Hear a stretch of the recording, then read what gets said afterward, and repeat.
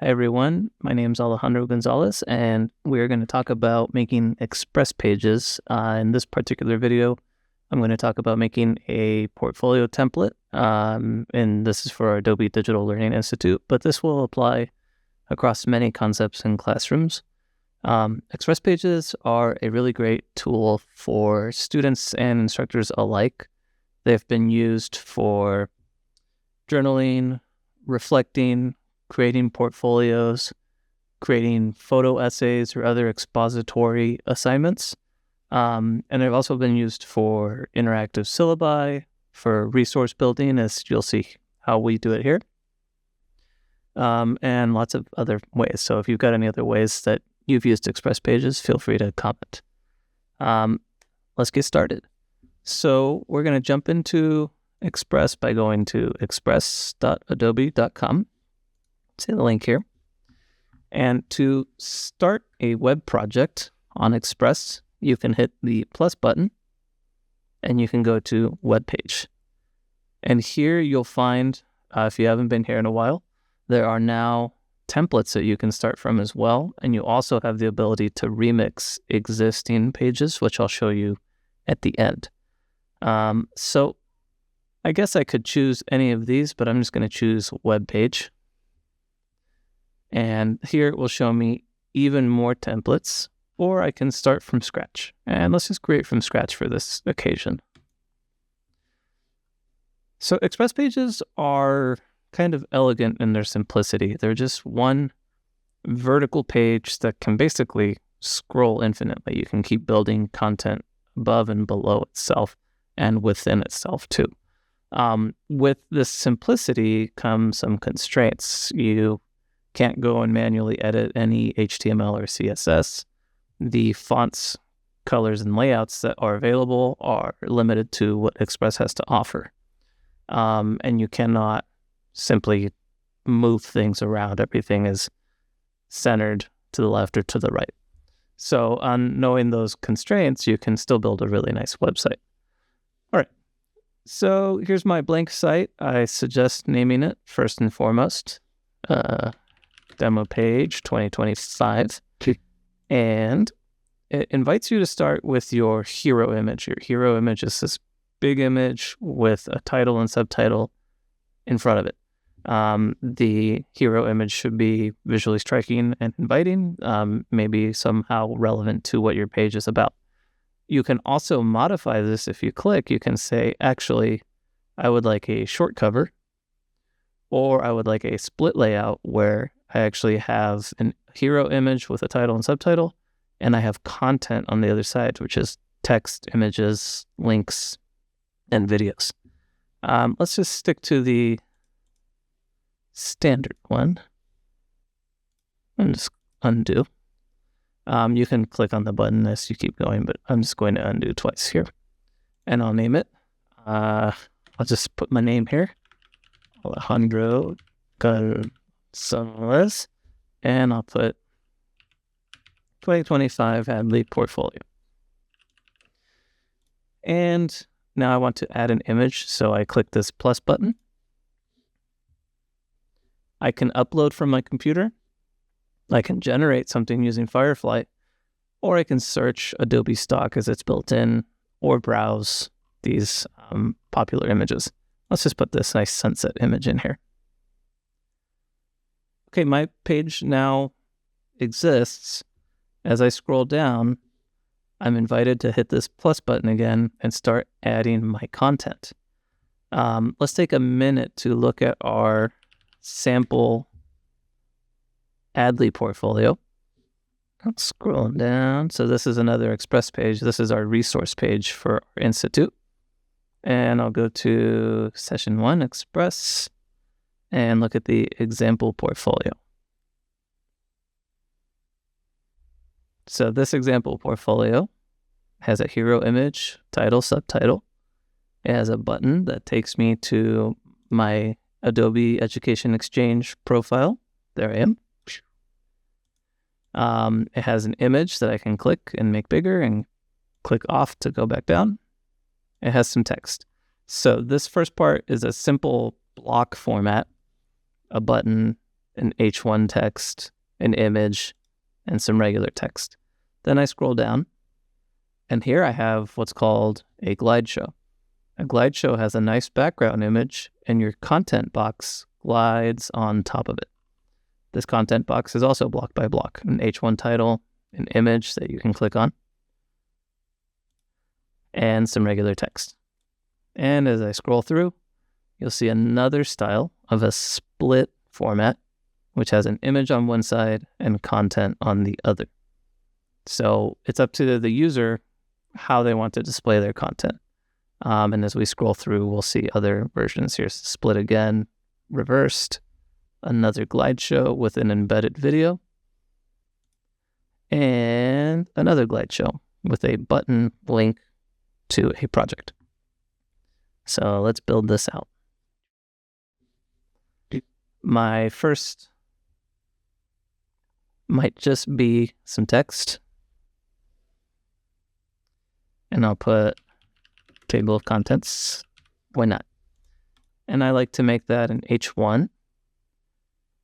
And then I'm going to add more text. 1, Express, 2, Photoshop, 3, Illustrator, 4, Competition, 5, Premiere Pro, and 6. Now, this I want to be a bulleted list, so I'm just going to click on each one and click the bulleted list button. That's not how you spell addition. What I want you to notice when you're working with text is it has a very basic formatting tool. You can choose H1, H2, quote, block quote, some sort of list. If you disable that, you can make it bold or italicized, turn it into a hyperlink, and change the justification. So let's justify table of contents to the center, and let's keep going. Let's go ahead and add our first section, which is where our Express project will go. And what I'm going to do is choose a glide show. And again, as much as I'd like to have you sit here and watch me find the perfect image for it, I'm just going to choose a little placeholder image. Now my glide show background is set, and I have this floating box that I can grab and put to the right, in the middle, or the left. And this is just more standard content that I can put below or beneath by clicking the plus. All right, one Adobe Express project. And we'll make this H1, center it, and then here's where I would drop my image that I created, which I haven't made yet. So I will just put these flowers. Beautiful. And as you are the Institute participants, your projects will also be met with a reflection. So this is where I would put my thoughtful reflection about using Express, how I may apply it to my personal and academic endeavors. And it's supposed to be longer. Oops. I'm not used to this keyboard. Oh no, it deleted it. Let me lorem ipsum it real quick because I'm fighting my keyboard. All right, lorem ipsum is Latin type generator, copy generator to create placeholder text that I'm having a really hard time clicking on, so that you can visualize how text will look on your project. All right, text, paste. Well, I probably didn't copy. Command C. I keep hitting Alt. There it is. Maybe I want to italicize it because I'm feeling fancy. All right, so I've got one. Let's go to the next part.